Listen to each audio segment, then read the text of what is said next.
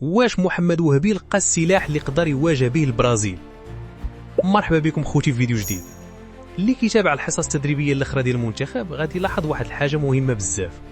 محمد وهبي مركز بشكل كبير على الجانب البدني وتمارين التحمل، الشيء اللي كيبين باللي كيوجد المنتخب لاسلوب لعب مختلف ضد البرازيل، اسلوب مبني على الضغط العالي واسترجاع الكره باسرع وقت ممكن.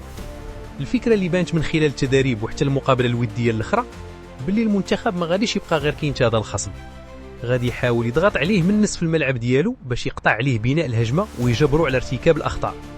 ولكن باش تطبق هذا الاسلوب خاصك لاعبين جاهزين بدنيا بنسبه كبيره، خاصك لاعبين كيحرسوا التيران طول وعرض، كيضغطوا لقدام ويرجعوا يدافعوا بنفس القوه والحماس.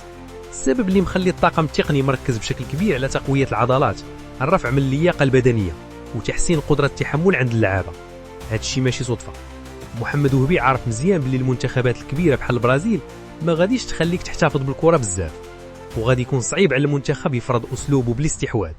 الرهان الحقيقي ضد منتخبات بحال البرازيل هو الضغط القوي، افتكاك الكره بسرعه والتحول السريع للهجوم قبل ما الخصم يرجع يقاد الصفوف ديالو. وهبي كيبان مقتنع باللي الطريق لانجاز كبير في المونديال ما كيحتاج غير المهارات الفرديه والاسماء الكبيره، ولكن خاص التفوق البدني والجاهزيه العاليه. وإلا قدروا اللعابه يستوعبوا طريقه اللعب اللي باغيها المدرب ويتاقلموا مع هذا النسق المرتفع، المنتخب يقدر يفاجئ بزاف ديال المنتخبات الكبيره بهذا الاسلوب.